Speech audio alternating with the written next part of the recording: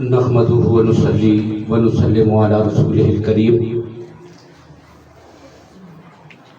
اما بعد فاعوذ بالله من الشيطان الرجيم بسم الله الرحمن الرحيم ان هذا القرآن يهدي للتي هي اقوم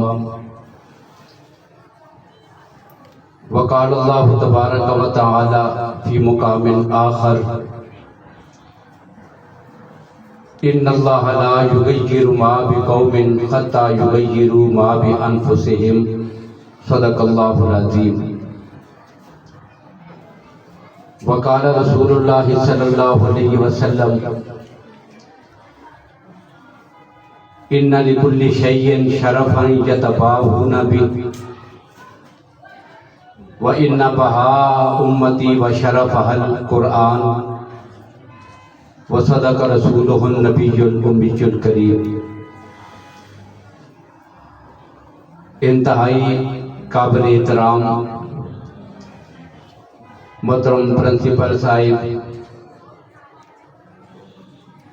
محترم خواجہ آصف صاحب، دیگر ہمارے مہمانان گرامی اور بالخصوص اس ادارے میں ان بچوں کو پڑھانے والے ہمارے قرائے اعظام، آج انتہائی خوشی اور مسرت کا موقع ہے کہ اللہ رب العالمین نے اپنے خصوصی فضل و کرم سے ہمارے برادر مکرم محترم ساجد خان صاحب کے بیٹے کو حفظ قرآن کی شہادت حاصل کرنے کی توفیق عطا فرمائی ہے۔ بسا اوقات ایسا ہوتا ہے، بلکہ عموماً ایسی بات ہوتی ہے کہ اولاد جو ہے وہ اپنے والدین کے تعارف سے پہچانی جاتی ہے،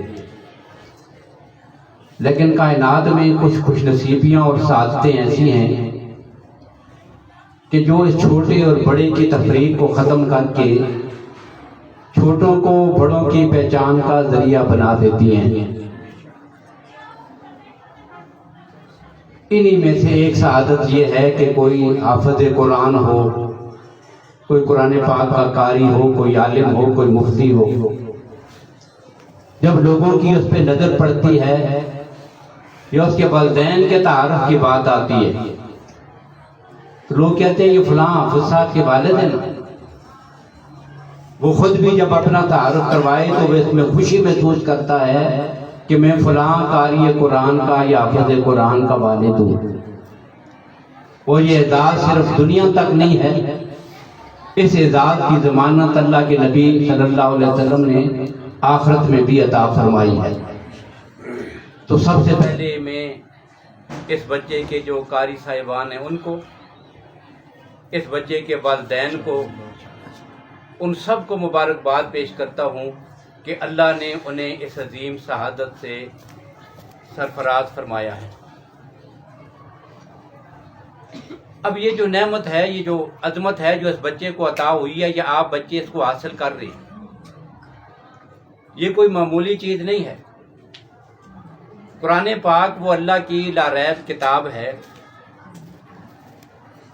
کہ جسے اللہ نے پوری کائنات کی انسانیت کی رہنمائی کے لیے اور اس کی ہدایت اور کامیابی کے لیے اپنے نبی صلی اللہ علیہ وسلم کی ذات اطہر پہ نازل فرمایا ہے۔ اور حقیقت یہ ہے کہ نبی اکرم صلی اللہ علیہ وسلم نے ایک تو قرآن پاک کی جو فضائل ذکر کیے ہیں، ایک حدیث میں اللہ کے نبی صلی اللہ علیہ وسلم نے یہ بات ارشاد فرمائی ہے کہ کائنات میں ہر چیز کے لیے اللہ نے انہی میں سے کسی چیز کو چن کر شرافت اور عظمت کی دلیل بنا دیا ہے۔ کیسے؟ ہفتے میں کتنے دن ہوتے ہیں؟ 7 دن۔ اب 7 دنوں میں سے ایک دن ہے جمعہ کا دن، اب باقی 6 دنوں پہ اس کی فضیلت ہے کہ نہیں؟ سال کے 12 مہینے ہوتے ہیں، ان 12 مہینوں میں سے ایک مہینہ رمضان ہے۔ اب وہ 12 مہینوں میں عظمت کا ذریعہ اور سبب ہے کہ نہیں؟ اللہ نے ساری راتیں بنائی تو ان میں سے ایک رات بنائی لیلۃ القدر، اسے ساری راتوں پہ فضیلت ہے کہ نہیں؟ یہ ساری راتوں کی پہچان بن گئی ہے۔ اب اللہ نے اپنے نبی کی امت بنائی ہے، اور اس امت میں اور آپ اور سب شامل ہیں۔ اب اس امت میں، اس امت کے لیے شرافت اور اعزاز کا ذریعہ یہ کون ہے؟ یہ کون سی چیز ہے؟ تو اللہ کے نبی صلی اللہ علیہ وسلم نے فرمایا ان بہا امتی و شرفہا القرآن، میری امت کے لیے وجہ افتخار اور ان کی عظمت اور شرافت کی علامت اللہ کا قرآن ہے، جس کو اس بچے نے حفظ کیا۔ اور یہ وہ کتاب ہے، سیدنا ابو ذر رضی اللہ تعالیٰ عنہ نے ایک موقع پر نبی اکرم صلی اللہ علیہ وسلم کے سامنے ایک بات ذکر کی تھی۔ اللہ کے نبی کچھ گفتگو فرما رہے تھے، اور جب آپ نے اپنی گفتگو درمیان میں روکی تو سیدنا ابو ذر رضی اللہ تعالیٰ عنہ کھڑے ہو گئے۔ یا رسول اللہ اوصنی، کچھ اور بھی وصیت فرمائی۔ اب اللہ کے نبی صلی اللہ علیہ وسلم نے کیا ارشاد فرمایا؟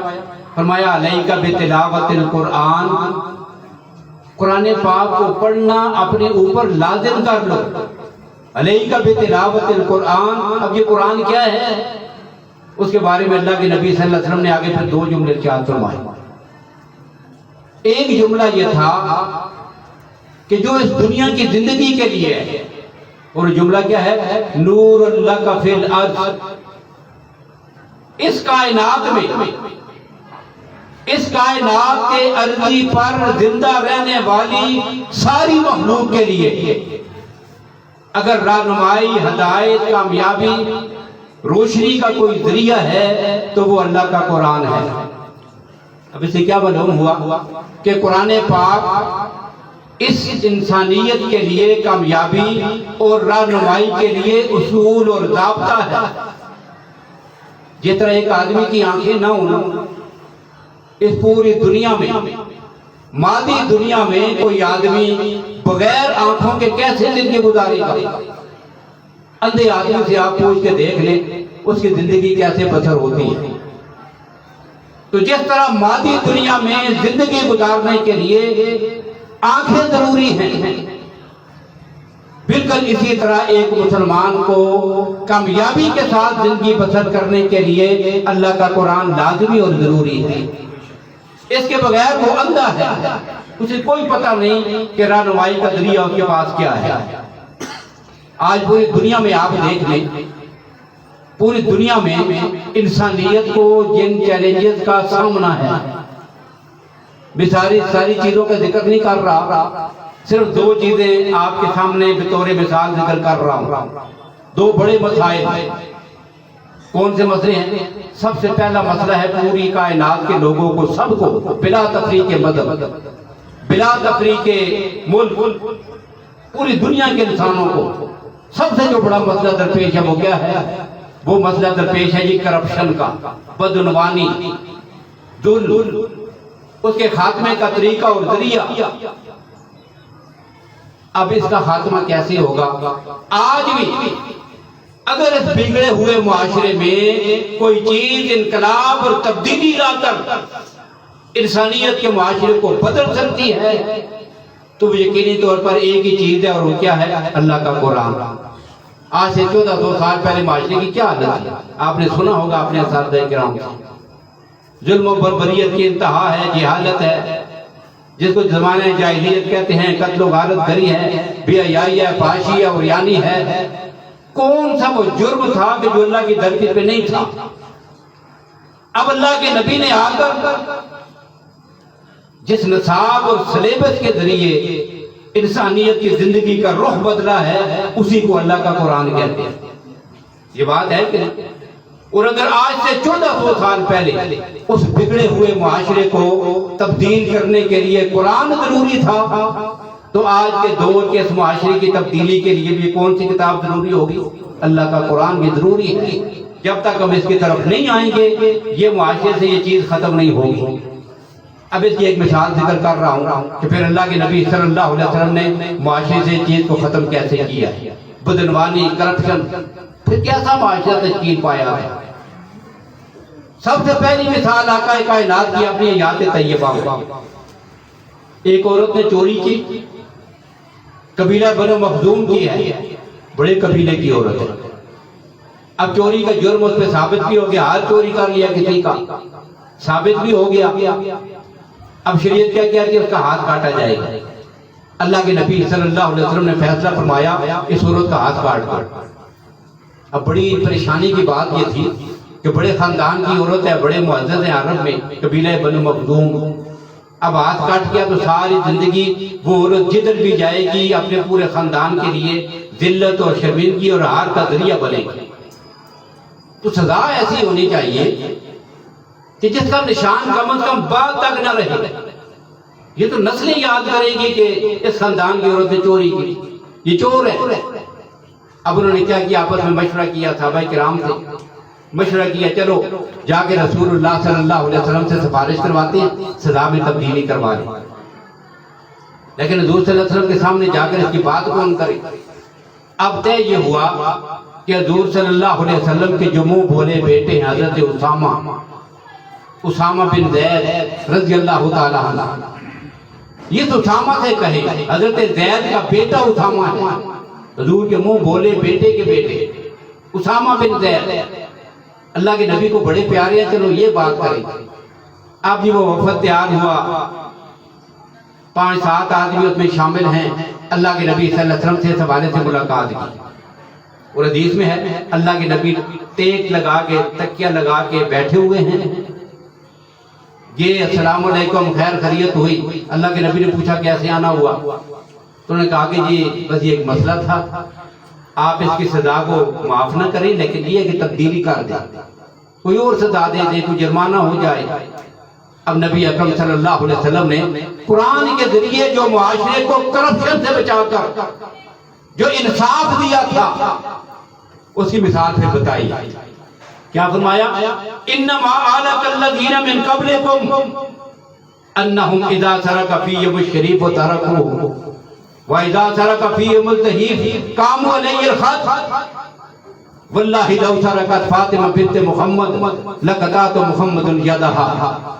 کہ تم سے پہلی قومیں تباہ اس وجہ سے ہوئی ہیں کہ جب بڑا آدمی جرم کرتا تو اسے چھوڑ دیا جاتا تھا، جب کوئی چھوٹا جرم کرتا اسے سزا دی جاتی تھی. اور سنو، اگر آج محمد کی بیٹی فاطمہ بھی یہ کام کرتی نا تو میں محمد اپنی بیٹی کا بھی ہاتھ کاٹ دیتا. میں کائنات میں انصاف لے کے آیا ہوں. اور یہ انصاف کون سی کتاب کے ذریعے معاشرے میں قائم ہوا؟ وہ کون سی کتاب ہے؟ اللہ کا قرآن. تو کرپشن والے اس معاشرے کو اگر کوئی آج تبدیلی اور انقلاب لا سکتا ہے تو وہ اللہ کے قرآن کے ذریعے آ سکتی ہے. اور پھر معاشرے میں آئی ہے تبدیلی. کیسے؟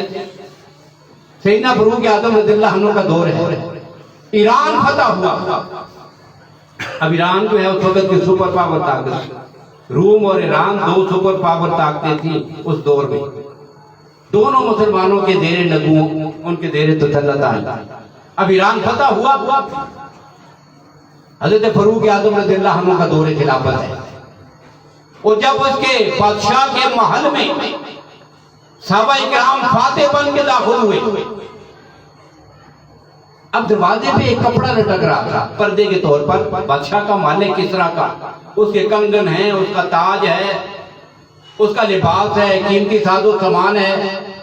وہ کتنا قیمتی تھا اس کا اندازہ آپ اس سے کر سکتے ہیں کہ جو دروازے پہ کپڑا لٹک رہا تھا، پردہ لٹکاتے ہیں نا آپ، دروازے پہ پردہ لگا ہوتا ہے آپ کے کپڑے کا، تو پردہ لٹک رہا تھا.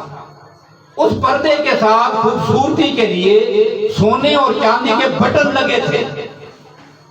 اب صحابہ جیسے اندر داخل ہوئے، اب جنگ کی حالت جنگ میں ہے، اب جیسے اندر داخل ہوئے تو پہلا کام یہ کیا کہ وہ دروازے پہ لٹکے ہوئے کپڑے کو آگ لگا دیا. اب کپڑا تو جل گیا لیکن سونے اور چاندی کے بٹن نیچے گرے. اب بٹنوں کو اٹھا کر اکٹھا کیا گیا اور بیت المال میں لے جا کر جب ان کی قیمت لگی تو 1 کروڑ درہم ان بٹنوں کی قیمت لگی ہے. اب آپ اندازہ کریں کہ جس کے دروازے کے باہر والے پردے کے ساتھ سونے کے لگے ہوئے بٹن 1 کروڑ درہم میں آج سے 1400 سال پہلے بکتے ہوں، مال کے اندر کیا ہوگا. اب وہاں پر پھر اندر جب داخل ہوئے تو بادشاہ کے کنگن بھی ملے اور بادشاہ کے سر کا تاج جو ہے نا وہ ایک صحابی کے ہاتھ لگا. اور پھر مدینہ طیبہ میں، کہاں ایران کہاں مدینہ طیبہ، وہ محل وہ سامان اٹھا کر صحابہ لے گئے. اب ایک صحابی حضرت عمر رضی اللہ عنہ بیٹھے ہیں مسجد نبی میں، مال غنیمت جمع ہو رہا ہے، کرپشن کی بات کرتی ہے آج دنیا. لاؤ ایسے بڑی مثال مجھے کوئی لا کے دکھا دو کہ جس معاشرے کو میرے نبی نے کرپشن سے پاک کیا تھا اور ان کے اندر امانت اور دیانت اور صداقت کو پیدا کیا تھا. اللہ کی دھرتی پر کائنات میں ایسا زمانہ نہ اس زمانے سے پہلے کسی نے دیکھا ہے نہ اس کے بعد کا قیامت کا کوئی دیکھے گا.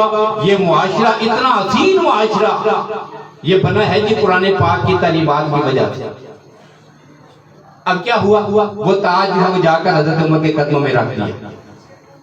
اور جب اسے قدموں میں جا کے تاج رکھا نا تو صحابی نے اپنے چہرے کے اوپر نقاب کیا ہوا تھا، پہچانا نہیں جا رہا تھا، بس آنکھیں نظر آئی ہیں، تلوار لٹک رہی ہے، کپڑے پھٹے ہوئے ہیں، پاؤں کے ساتھ پہننے کے لیے کوئی ڈانکا نہیں ہے، غریب آدمی، چہرہ چھپا ہوا ہے. اور وہ تاج لا کر اس کے قدموں میں، ان کے قدموں میں رکھ دیا. وہ بڑے حیران ہوئے، اتنا غریب آدمی، اتنا مجبور. ایک لمحے کے لیے اس نے یہ نہیں سوچا کہ اسے اپنے پاس رکھ لوں، اور اگر یہ تاج رکھ لیتا نا تو اس کی کئی نسلیں صدیوں تک مدد کرتی، اتنا مال و دولت کے گھر میں جمع ہو جاتا. لیکن کمال ہے کہ اس کو ایک لمحے کے لیے خیال نہیں آیا کہ اس کو اپنے پاس رکھ لوں. اس کی دیانتداری سے بڑے متاثر ہوئے. اب پہچانا نہیں ہے کون. اب جب چھوڑ کے واپس جانے لگا نا تو فاروق اعظم نے پیچھے سے اس کو آواز دی کہ بھائی جس نے یہ کام کیا ہے یہ ذرا اپنا نام تو مجھے بتا جاؤ، کون ہو تم. لیکن اس نے جو آگے سے جواب دیا ہے نا، اس نے پیغمبر کی تربیت کا اصول اور ضابطہ بتا کے رکھ دیا. اس نے کیا کہا تھا؟ اس نے کہا امیر المومنین، میں نے اپنے رب کے لیے یہ کام کیا ہے، وہ میرا نام خوب جانتا ہے، آپ کو نام بتانے کی کوئی ضرورت نہیں. اتنی دیانتداری، لیکن نام و نموز کے لیے نہیں، کسی شہرت کے لیے نہیں، کسی عہدے کے لیے نہیں، کسی منصب کے لیے نہیں. اتنا مقدس اور پاکیزہ معاشرہ اگر کائنات میں کوئی دیکھنا چاہتا ہے تو وہ ایک ہی وجہ سے آ سکتا ہے، اور قرآن پاک کی تعلیمات کے ذریعے آ سکتا ہے. یہ پہلا مسئلہ ہے. اور صرف اختصار کے ساتھ وقت مختصر ہے، صرف دوسری مثال ایک ذکر کر دوں. آج پوری دنیا کو کیا مسئلہ ہے؟ امن و امان، بدامنی، قتل و غارت گری پوری دنیا میں، اور ساری دنیا کے یہ مسئلہ بنا ہوا ہے. کوئی حل کسی کو نظر نہیں آ رہا. اب یہ امن کیسے آئے گا؟ امن کا فرمولہ بھی اللہ نے قرآن میں رکھا ہوا ہے. قرآن پاک کے ساتھ جڑیں گے جی امن آ جائے گا. اور کیسا امن؟ اس کی ایک مثال بھی ذکر کیا کرتا ہوں. سیدنا حضرت معاویہ رضی اللہ عنہ کا دور خلافت ہے. آپ کے دور خلافت میں اور حکومت کتنی بڑی ہے، آدھی دنیا پر. گبن نے یہ بات لکھی ہے، گبن نے، انگریز مورخ ہے گبن، ہسٹری آف اسلام میں اس نے یہ واقعہ لکھا. کہتا ہے حضرت معاویہ کا دور خلافت ہے، آدھی دنیا پر ان کی حکومت ہے. آج کا جدید دور بھی نہیں، یہ ساری سہولتیں بھی نہیں، اور پیغام رسانی، اطلاعات، یہ سارے دفاتر، یہ ذرائع، یہ فوجیں، یہ لشکر، یہ سہولتیں انہیں میسر بھی نہیں. وہ پرانا دور، اور آدھی دنیا پر ایک ہی حکمران حکومت کر رہا ہے. اب انہوں نے کیا کیا؟ انہوں نے یہ دیکھنے کے لیے کہ میری حکومت میں بدامنی کتنی ہے، لوٹ مار کتنی ہے، قتل و غارت گری کتنی ہے، امن کتنا ہے، اس کا جائزہ لینے کے لیے ایک آرڈر جاری کیا. آرڈر کیا تھا؟ آرڈر یہ جاری کیا کہ آج کی رات پوری سلطنت میں کوئی آدمی اپنی دکان نہ بند کرے، اور فٹ پاتھ پہ اگر کوئی کاروبار کرتا ہے تو اپنا سامان اسی جگہ باہر کھلی جگہ فٹ پاتھ پر، ریڑیوں پر، بازاروں میں کھلا چھوڑ دے، دکانیں کھلی چھوڑ دے، جا کے گھر میں سو جاؤ. دوسرے دن آ کے اپنی دکان، اپنی ریڑی، اپنا سامان چیک کر لینا. اگر کسی کا 1 روپے کا بھی نقصان ہو تو مجھے آگے بتانا، معاویہ اس کے نقصان کا ازالہ کرے گا.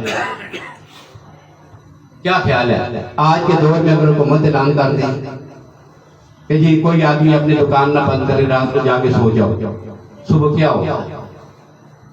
یہاں تو ہماری حالت یہ ہے، پچھلے دنوں کراچی میں ایک نالے میں دھماکہ ہوا، نالے کے اوپر نالا تھا، نالے کے اندر دھماکہ ہوا کسی وجہ سے، اور اسی نالے کے اوپر جو بلڈنگیں گری نا، ان میں سے ایک بلڈنگ بینک بھی گری۔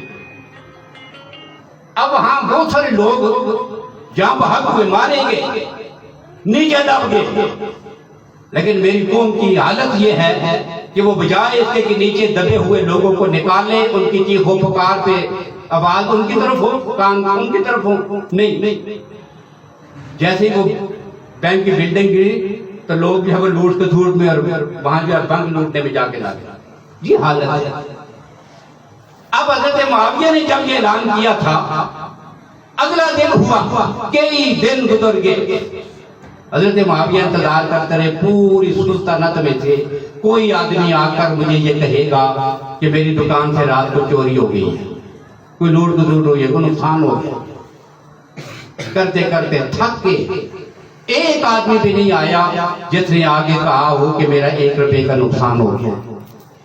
اتنا زبردست امن، اتنا سکون، یہ کس میں ہے؟ یہ اللہ کے قرآن میں ہے۔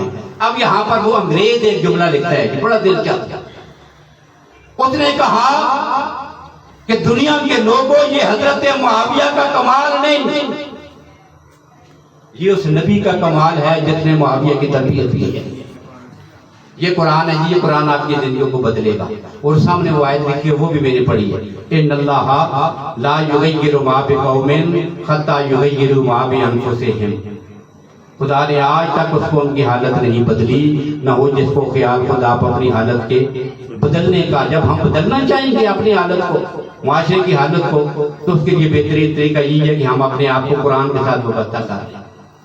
یہ آپ کا ادارہ اور اس طرح کے جو سکول ہیں یا ادارے ہیں کہ جو ساتھ ساتھ بچوں کو حفظ بھی کراتے ہیں، دینی تعلیم کی طرف بھی لاتے ہیں، یہ بہت زبردست قسم کا قابل تحسین قدم ہے ان کا۔ اور اس میں سر فہرست جو ہے وہ آپ کا یہ ادارہ ہے، یہاں کے بچے ہیں، میں اس پر بھی انسان کو مبارکباد پیش کرتا ہوں۔ وہ سامنے یہ جو لگے ہوئے ہیں، 2 پوسٹر بھی لگے ہوئے ہیں، مجھے سمجھ نہیں آ رہی کہ یہ یہاں پر کیسے آ گئے، کیونکہ 2 جو ہیں یہ میرے ہاتھ سے لگی ہوئی۔ اب میں اسکول میں یہاں کے اس مکتب میں کبھی حاضری نہیں ہوئی، آج پہلی بار مجھے شرف حاصل ہوا کہ آپ بچوں کے پاس بیٹھا ہوں۔ تو یہ دونوں میرے لکھے ہیں، پتہ نہیں کہاں سے آئے ہیں، کب کسی نے لکھوائے تھے، تو یہ 2 جو ہیں ان میں سے میرے ہیں۔ اور ایک اور بات بھی ہے کہ میں جہاں بھی چلا جاؤں تو ایک تو میرے جو استاد محترم ہیں جن سے میں نے یہ خطاطی سیکھی تھی، ان کے ہاتھ کی لکھائی آپ وہ سامنے والی دیوار پہ لگا دیں، میری بس نظر پڑ گئی تو میں بتاؤں گا میرے استاد نے لکھا ہے۔ اور دوسرا اپنی لکھائی بھی مجھے نہیں بولتی، وہ میرے میں بھی دیکھوں تو مجھے پہچان ہو جاتی ہے۔ تو بہرحال آپ تمام حضرات کا بچوں کا ایک بار پھر شکریہ، اللہ تعالیٰ آپ کو مزید عظمت عطا فرمائیں۔ ہمارے اس بھتیجے کو عثمان خان کو اللہ کی ذات بہترین قسم کا عالم دین اور دین کی خدمت کرنے والا، دین کا داعی بنائیں۔ اللہ تعالیٰ اس کے علم و عمل میں، اس کی عمر میں برکت عطا فرمائیں۔ یہ ہم سب کے لیے بہت بڑی سعادت ہے کہ ہمارے اس بچے نے قرآن پاک کو حفظ کیا ہے۔ میں اس ادارے کے سربراہ دیگر مہمانان گرامی کا ایک بار پھر شکریہ ادا کرتا ہوں۔ وآخر دعوانا الحمدللہ رب العالمین۔